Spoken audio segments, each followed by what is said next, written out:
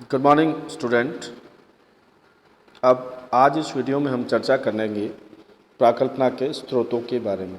इससे पहले जो वीडियो था उसमें हमने चर्चा की प्राकल्पना का अर्थ, प्राकल्पना की परिभाषा और प्राकल्पना के प्रकार के बारे में। हम इस वीडियो में चर्चा करेंगे कि प्राकल्पना का स्रोत अर्थात एक अध्ययनकर्ता किन किन स्रोतों से प्राकल्पना को ग्रहण कर सकता है। इसमें हम सबसे पहले गुड एंड हेड के जो स्रोत बताए उन्होंने 4 प्रकार के: सामान्य संस्कृति, वैज्ञानिक सिद्धांत, उपमाएं या समरूपताएं, व्यक्तिगत अनुभव आदि। और इसके अलावा अंतःप्रज्ञा, अनुसंधान एवं साहित्य जो अन्य प्रकार के स्रोत हैं वो हम इस वीडियो में चर्चा करेंगे। तो बच्चों, जो प्राकल्पना के स्रोत हैं वह अनुसंधानकर्ता अपनी स्वयं की सूझबूझ, विचारधारा, कल्पना या अंतर्दृष्टि के आधार पर प्राकल्पना का निर्माण कर सकता है। अलग अलग विद्वानों ने प्राकल्पना के स्रोत अलग अलग बताए हैं, जिसमें हमने गुड एंड हेड की जो 4 प्रकार के स्रोत बताए हैं उनको चुना है और उन्हीं को अध्ययन करना है आपको। इसका जो PDF है नोट्स का वो मैंने आपको शेयर कर दिया है व्हाट्सएप ग्रुप पे, उसमें आप डिटेल में देख सकते हैं। गुडेम हार्ट ने जो 4 स्रोत बताए हैं उसमें सबसे पहला है सामान्य संस्कृति। सामान्य संस्कृति के बारे में हम जब चर्चा करते हैं तो हमें हर समाज की एक सामान्य संस्कृति होती है। सभी संस्कृतियों की अपनी विशेषताएं होती हैं, उनकी प्रथाएं होती हैं, रीति रिवाज होते हैं, रूढ़ियाँ होती हैं, रीतियाँ होती हैं, विश्वास होती हैं, कहावतें होती हैं, और ये सब मिलकर क्या करते हैं, हमारे प्राकल्पना के निर्माण में हमारा सहयोग करते हैं। अर्थात वहाँ जो उपकल्पनाएं हैं उनका निर्माण होता है। जैसे सामाजिक और सांस्कृतिक जो इकाइयाँ हैं भारत में, जैसे जाति प्रथा, संयुक्त परिवार, ग्रामीण संरचना आदि, इनमें जो परिवर्तन होते हैं वो हमारे कल्पनाओं के निर्माण में सहायक होते हैं। हमने देखा, जैसे गुड एंड हार्ट ने कहा कि अमेरिका की जो संस्कृति है वो व्यक्तिगत सुख को बड़ा महत्व देती है, लेकिन इसी के विपरीत हम जब भारतीय संस्कृति है वो क्या है, व्यक्तिगत सुख को कम महत्व देकर पारिवारिक सुख को, या यूँ कह सकते हैं कि सामाजिक सुख को अधिक महत्व देती है। हमें हमारी सामाजिक छवि की चिंता ज़्यादा होती है व्यक्तिगत सुखों की बनिस्पत।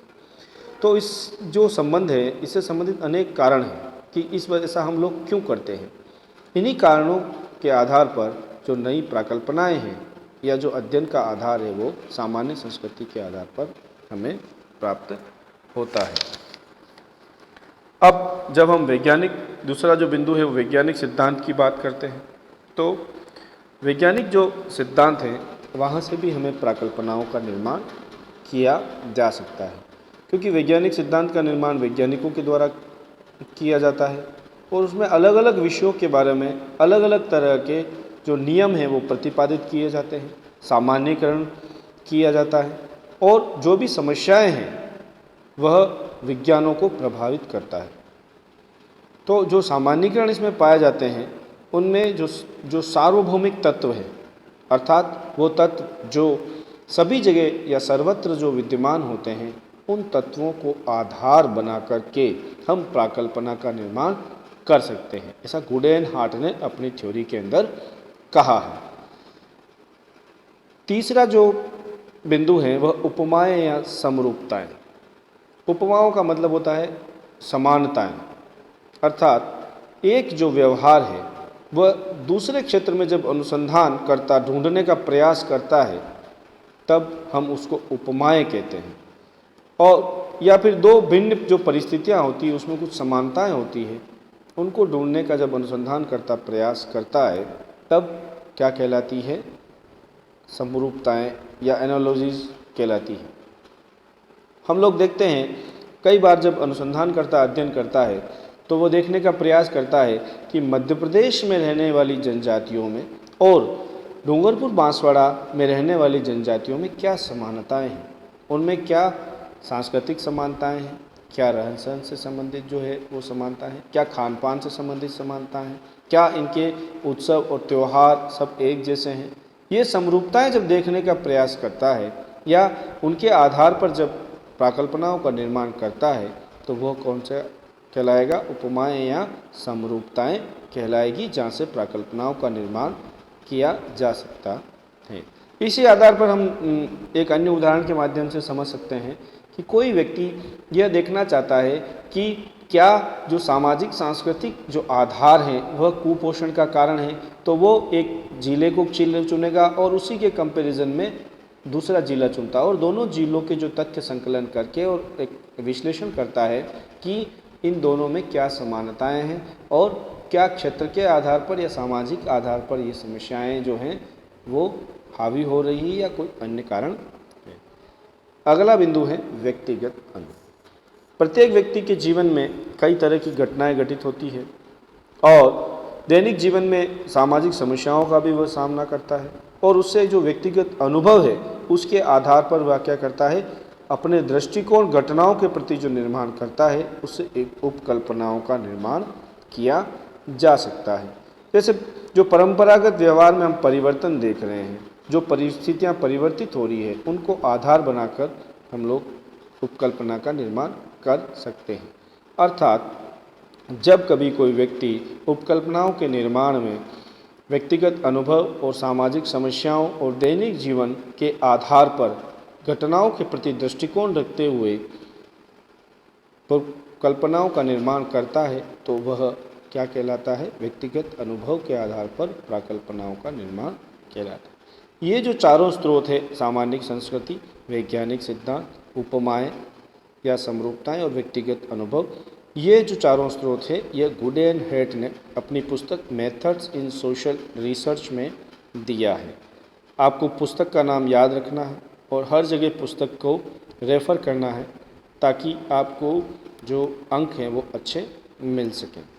अब अन्य प्रकार की जो दो हाइपोथेसिस के स्रोत जो हमने यहाँ ऐड किए हैं, अंतःप्रज्ञा, अनुसंधान एवं साहित्य, उसके ऊपर हम 1 बाय 1 चर्चा करते हैं। पहले अंतःप्रज्ञा क्या होती है?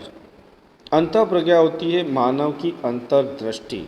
आपने देखा होगा आमतौर पर कि कई लोग ऐसे होते हैं जो कोई भी घटना घटित होती है उसको पहले से भांप लेते हैं कि ऐसे होने वाला। क्यों? क्योंकि उनकी अंतर्दृष्टि उस घटना के प्रति या जो गहरा ज्ञान होता है वह अन्य लोगों के मुकाबले अधिक होता है। जीवन में अनेक घटनाएं घटती है और उन घटनाओं के प्रति जो हमारा निष्कर्ष है वो अंतर्दृष्टि के आधार पर ही होता है। हमारे जीवन में भी कई घटनाएं घटती है। कोई व्यक्ति उस घटना को बड़ा सामान्य लेता है, कोई व्यक्ति उससे प्रेरणा लेता है और कोई व्यक्ति उससे निराश हो जाता है। आप लोगों ने देखा होगा कई बार जब जनरल चर्चा चलती है तो लोग कहते हैं कि मेरा ऐसा मानना है या मेरा मन ऐसा कहता है। ये क्या है? अंतःप्रज्ञा के आधार पर वह व्यक्ति ऐसा कहता है, क्योंकि वो जीवन के अंदर जो भी अंतरात्मा की आवाज़ होती है उनके आधार पर जो कहा जाता है वह उस प्राकल्पना का स्रोत होता है। हालांकि अंतःप्रज्ञा पर आधारित जो कई प्राकल्पनाएं हैं उनका अध्ययन करना बहुत कठिन होता है, क्योंकि महापुरुषों और जो आध्यात्मिक गुरु हैं उनके द्वारा जो निष्कर्ष दिए गए हैं वो अंतःप्रज्ञा के आधार पर ही दिए गए हैं। लेकिन फिर भी अंतःप्रज्ञा के आधार पर प्राकल्पनाओं का निर्माण किया जा सकता है और उनका अध्ययन किया जा सकता है। अगला जो बिंदु है वो है अनुसंधान एवं साहित्य। अनुसंधान एवं साहित्य प्राकल्पनाओं का स्रोत है और बहुत ही बेहतरीन स्रोत कह सकते हैं या सबसे अच्छा स्रोत कह सकते हैं। कई बार हम देखते हैं कि जो व्यक्ति अध्ययन करते हैं, जो अनुसंधानकर्ता अध्ययन करते हैं, वह उनके निष्कर्षों और साहित्य के आधार पर भी क्या होती है? प्राकल्पनाओं का निर्माण होता है। जैसे कोई कविता हो गई, कोई साहित्य हो गया, कोई दर्शन हो गया, समाजशास्त्र की कोई सिद्धांत हो गया, नरजाति विज्ञान हो गया, कोई वर्णनात्मक साहित्य हो गया, कोई चिंतकों के जो मानव संबंध पर आधारित सिद्धांत हैं वो हो गए। इन सब के आधार पर जो अनुसंधान हुए हैं या जो हमारे पास साहित्य उपलब्ध हैं उनसे भी प्राकल्पनाओं का निर्माण किया जा सकता है। अर्थात अनुसंधान एवं साहित्य जो है उनके जो निष्कर्ष हैं उनके आधार पर प्राकल्पनाओं का निर्माण संभव है। तो इस वीडियो में हमने प्राकल्पनाओं के स्रोतों के बारे में चर्चा की है, जिसका मैंने नोट्स आप लोगों को शेयर कर दिए हैं। उन नोट्स को आप डिटेल में देखें और इस वीडियो को सुने और उसके आधार पर एग्ज़ाम की तैयारी करें।